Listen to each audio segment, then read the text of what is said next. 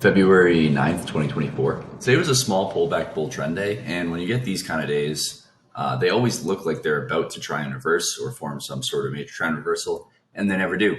And that's kind of the point, is that they always look like they're about to reverse. And so traders keep getting trapped out of the market because they keep thinking it's about to reverse and it never does. So they always end up chasing the market all the way up. And that's how there's always buyers, when these don't look, these reversals don't look all that great. Uh, and the move up doesn't really look all that great either, but traders keep getting trapped out. And that's why we end up getting the move that we do.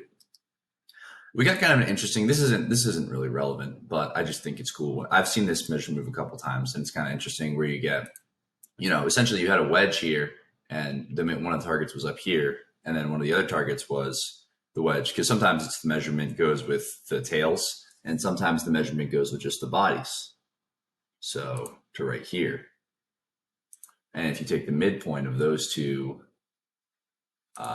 things, it's right here, right where we reversed. So that, and it's not really super relevant to be, looking for odd measured moves like that. I just think it's cool when that happens because I've seen it a couple times. So we had a bull bar on bar one. First off, we were just overbought in general on the daily chart. Traders were looking for a breakout of some sort, hoping, essentially yesterday, inside day, really small, very quiet day. So we're probably going to get a swing today. And traders were probably looking more for a swing down today than a swing up because we're just overbought in general. I've been saying we're overbought for a while now, and I'll keep saying we're overbought and that we're due to pull back because it keeps being true that we're probably going to pull back. It just keeps not happening. Bull bar on bar one, but a big tail on top and a big tail on the bottom. So not really worth taking anything here. Doji followed through on two because there's probably not very many buyers above one since it's not a very good bull bar. And then you get an inside bar on bar three. And, I've showed those slides before, but, you do get inside bars as opening swings sometimes. So buying above three is probably credible, but it's a high one. When you're buying a high one, it's a triangle and a high one. So when you're buying high ones, you have to keep in mind that it's probably going to lead to a pullback, and then it'll retest the high one the same way bar nine was a high one, led to a deep pullback, and then it retested up. So while you can buy above three, I don't think it's smart to buy above three with a stop below three. I think you need to buy above three with a stop below one. And you're taking a chance that it's the low of the day. I would say maybe 40% chance at this point that bar one is the low of the day. And you get bad follow through on four, which is relatively expected because, like I was saying, those high ones, often you get deep pullbacks and then a retest. Another reversal up five for the bulls. So good bull bar closing kind of near its high. You could argue it's a high two on five, I suppose, since the high one was above three. But I don't think this is all that great of a buy. You essentially have a double top with two and four, and you have a reversal up five for the bulls. So you have a double top and a double bottom, but that's a sign of a trading range open. It's a low probability buy, buying above five, and you get surprisingly good follow through on bar six for the bulls. So if you look, the bulls who bought above five probably were expecting to have to scale in, and they got a really quick 5 points on 6 and 7. And what they did was they essentially bought here and saw they got a quick 5 points. They said, well, if I'm going to get a quick 5 points, I'll just take it. And so once they got the surprise 6, a lot of them exited their longs during 7. And that's what caused all the selling pressure on 7. And we essentially tested back to the 5 high where bulls bought again. Inside bar on 8, but not really all that great. Look at how many dojis there are, right? So it's within the opening range. 2 is a doji, 5 is essentially a doji, 7's a doji, 8's a doji. And so it's really, it's really just disappointment after disappointment. So it's not that good. Probably buyers, again, below 8 rather than above 8. Could be a final flag for the bulls, some sort of wedge, 1, 2, 3. But I don't really want to take any sells. Breakout attempt to the upside on 10. So high 1-9, breakout attempt to the upside on 10, but it's not really a great breakout. Or the breakout attempt fails, but it's not really a great sell below 10. You might call it a wedge, whatever, but the bull channel up is really tight. So it's kind of hard to take a sell like 10. You're selling against a really tight bull channel, and the reversal is going to be minor at best because we're going to get some sort of retest. So I don't think selling below 10 is all that good. What you could do is, buy the disappointment bar. So traders who do sell below 10 are going to be disappointed in 11. So it's okay to take the buy above 11 for a swing. And you can see, where did 12 go to? Below 12, right? The traders who sold below 10, disappointed 11, are exiting around break even during 12. And that's what's causing the bounce here, is disappointed bears who didn't want to exit with a loss getting out around break even during 12, and you get the rally. 13, another bull bar, and it's important point that the tail on 13 pulls back to essentially the 12 high, right? Or sorry, the 50% of 12. So bulls were interested in buying a 50% pullback of bar 12 rather than buying directly above 12. So, and again, look at 11, right? Bulls were interested in buying a pullback of 11 more so than they were buying above 11. So traders are essentially buying pullbacks here, even though it is a really tight bull channel. 14, disappointing follow through. 13 was kind of disappointing too, big tail on the top. But 14, again, disappointing follow through towards the top of the channel, but probably buyers below. If you look, the bears haven't really done anything yet today, so I don't think there's any reason to start selling up here.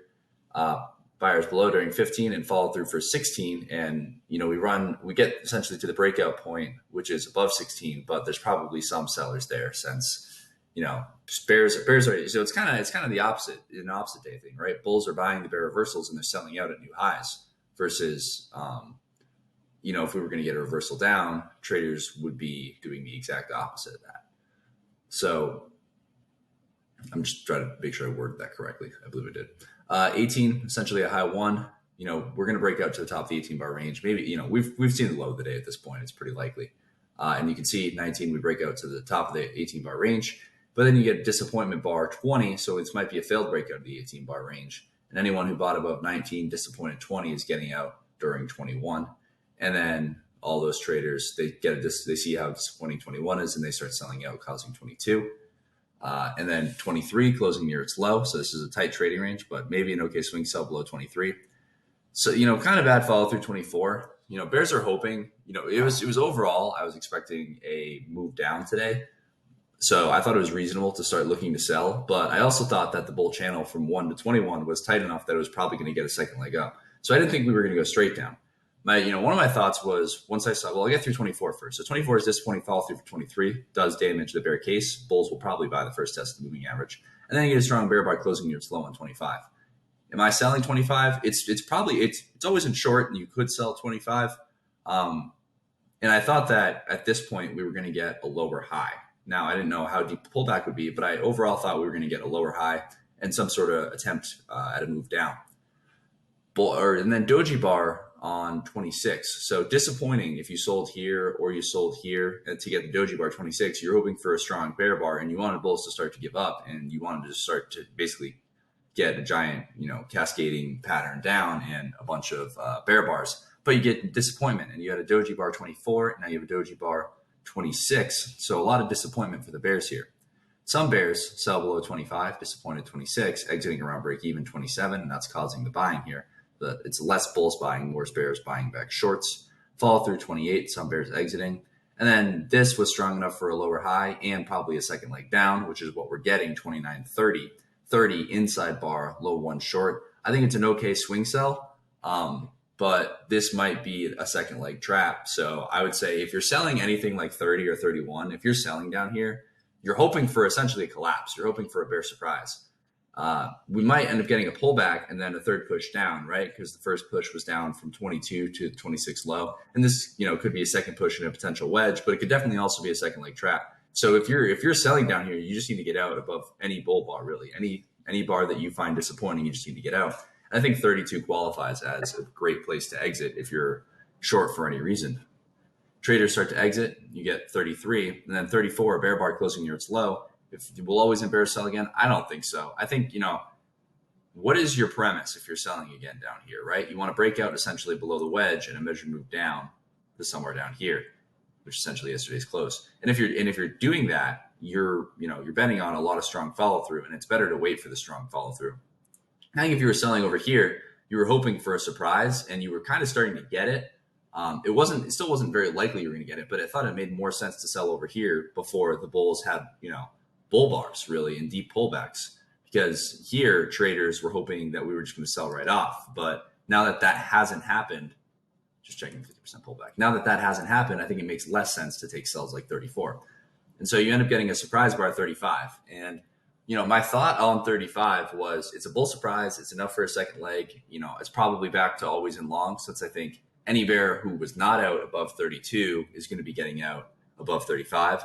So 35 is definitely good enough to buy for a swing, and you're hoping for, first target maybe some sort of measure move up here. I would say the first target is the high of the day. But you're looking for some sort of measure move up. It's a good surprise. And I thought the Bears still had a credible case for essentially this is a trend line break, right? So they wanted a trend line break and then a lower high in a major trend reversal. Sorry. They might not get the lower high. They might get a higher high major trend reversal. But my overall point being, when you see 36 or 35, I thought it made a lot of sense to just buy above 35. And then if you get the major trend reversal attempt, you can get out and flip to short. And sometimes what will happen is you'll get the bar and then you never get the major trend reversal attempt and it just goes up the whole time and you make money. So good follow through for the bulls on 36. If Bears are going to get a reversal attempt, it needs to be now and it needs to be pretty dramatic and reverse what the bulls have been doing. You can see Bears sold the high of the day and some bulls who bought here scalped out at the high of the day. So there were less traders willing to buy up there because traders thought this was going to be a trading range. And it's stuff like this where you get these disappointing breakouts that makes traders hesitant to buy new highs and allows the market to just kind of grind up all day and go slowly, making traders think it's going to reverse. And you get disappointing follow through 37. Some bulls bought above 36, hoping basically to get 39 right after and have this be a clear, strong bull trend. Instead, they get disappointment 37. They exit around break even during 38. Second leg up, probably from 35 and 36. You can see bulls bought the breakout point. So the bulls who bought above 35, maybe they scalped out. And limit order bulls, after seeing this, were happy to buy essentially the 35 high. I'm not sure if it was a 50% pullback. It was probably somewhat close. You can see that's exactly where that went to. Maybe just a 50% pullback of the 2 bars was that 38 low, close to it. 39, a bull bar closing near its high, but doji followed through on 40, so not as good as it wants. Again, the follow through on this day has been relatively disappointing for both sides, so you have to keep in mind it will probably continue to be disappointing.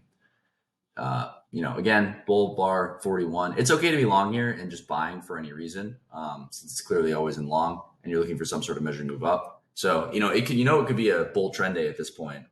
So I think if you're buying, you just kind of hold and just wait for the Bears to force you out. Something I try to say that to myself when I get in positions, in situations like this. I try to say to myself, okay, like I'm long, I will get out when the Bears force me out. I'm not going to get out, because of, just because we're starting to get higher and I've made a couple points. I'm gonna just get out now because I have a couple points of profit and it looks like it's going to reverse. Because I know at this point in the day that the market's constantly looking like it's going to reverse, but it hasn't done it yet. And the Bears have had a few chances.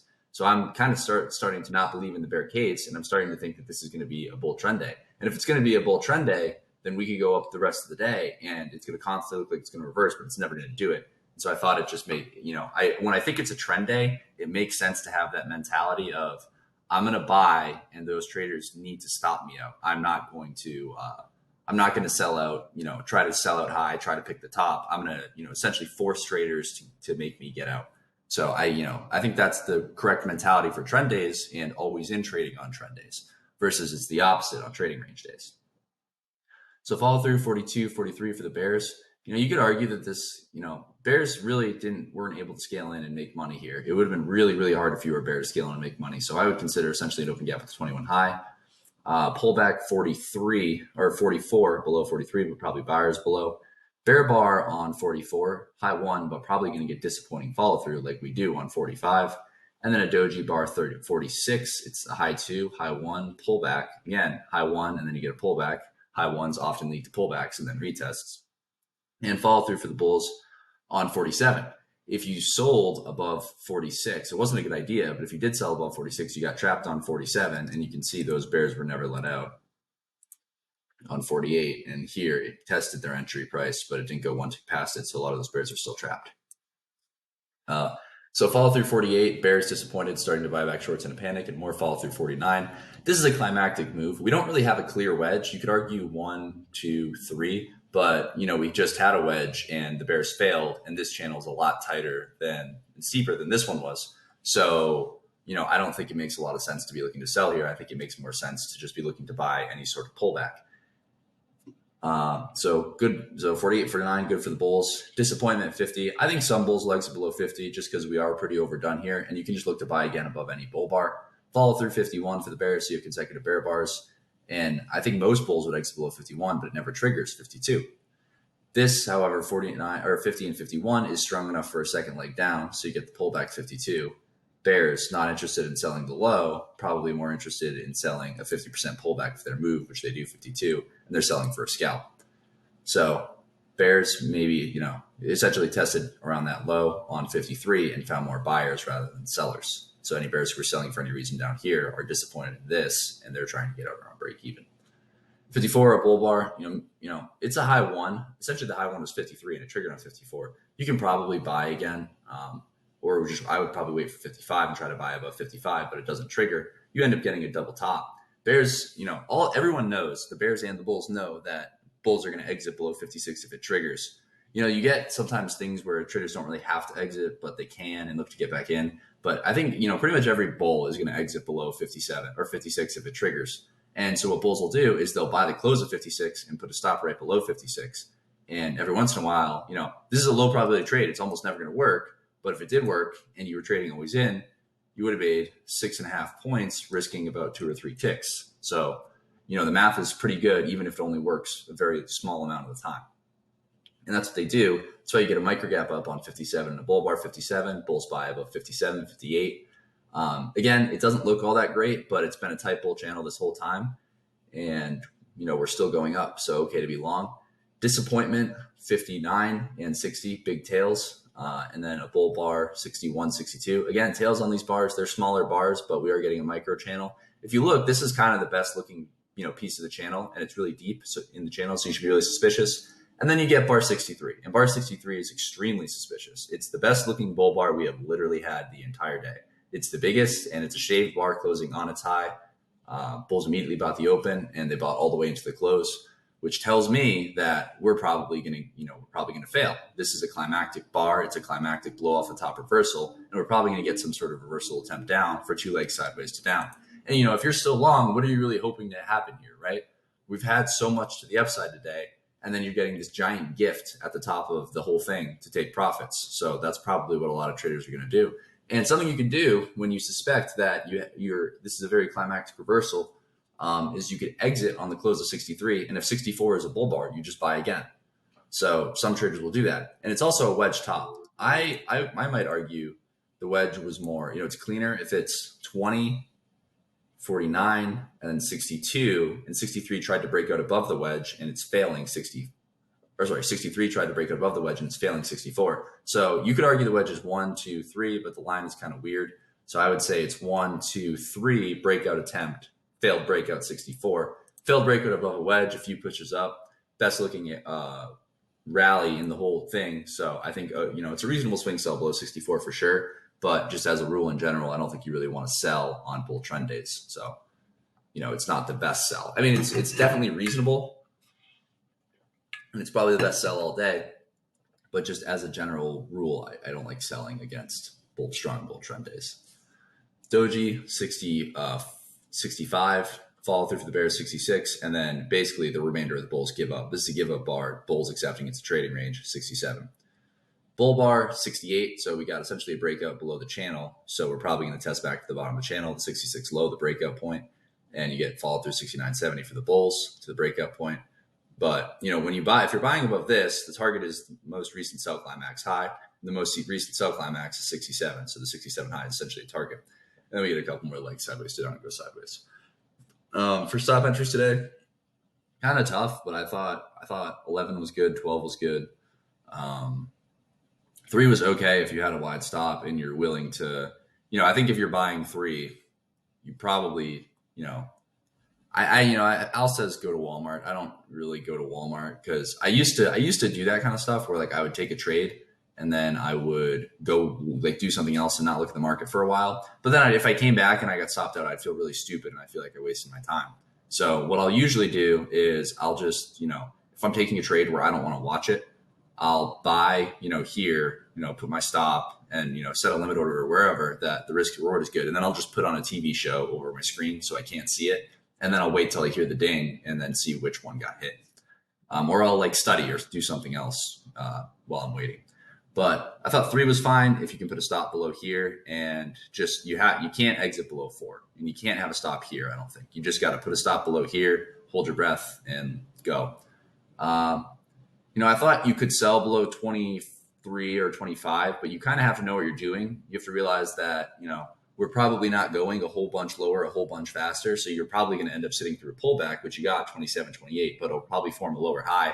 And if that lower high doesn't lead to the breakout, you're essentially betting on a lower high major trend reversal. So if it doesn't lead to that breakout, you need to get out. And I thought 30 was like the last chance for the Bears to get some sort of, big climactic bar, and we ended up getting the reversal. So I think Bears just exit. 35 is a good buy. 36 is a good buy. 39, any of these are good buys. 42, it gets harder to buy them, but 47, 50, you could have bought, but didn't trigger. So you can maybe buy a 57. You buy any of these, and then I would go flat on the close of 63, but you can wait and exit below 64. That's fine too. Some Bears will sell 64. On the daily chart, kind of a good example, to be honest. Similar, not quite similar to 63. It wasn't big enough, but we're trying to break out of the top of the channel. I don't really think it's going to work. We're so deep into this. I saw something kind of cool today on PayPal. I just like looking at stocks sometimes, and this is one of the stocks that I like to look at. But we just got a big spike on the open of the day, and then just a measured move up with a spike somewhere around there. So I don't know. I just thought, it's probably okay to take it's hard to want to buy up here, but you get a wedge pullback, 20, maybe you buy. You can buy anywhere in this micro channel. And if you get trapped out here, you just buy again. And, when you get stuff like this, you kind of just know it's going here. It's probably going here. So just get long above any good bull bar and you stay long until you hit the measured move.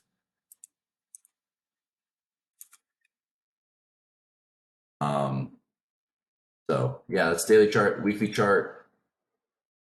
Again, it's so climactic. I mean, we're probably going to pull back soon, but I think traders are going to be really eager to buy the first pullback because of how climactic this is.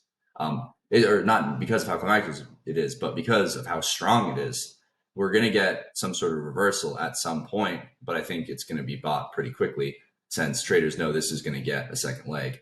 I don't know how deep the pullback's going to be. I thought we would have had the pullback a little while ago. I thought, if you, to the one person, whoever you are, by the way, there's one person who always watches the whole video, and I appreciate that person. But you can tell that we're pretty overbought here, and I don't know how deep the pullback's going to be. I was saying when we got this gap and this bar, I was kind of wondering if we were going to close this gap, and now we're getting the breakout to the upside, and we're still going. So who knows?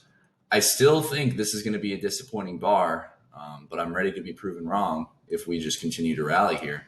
But I don't think we're going to. But yeah, that's the day.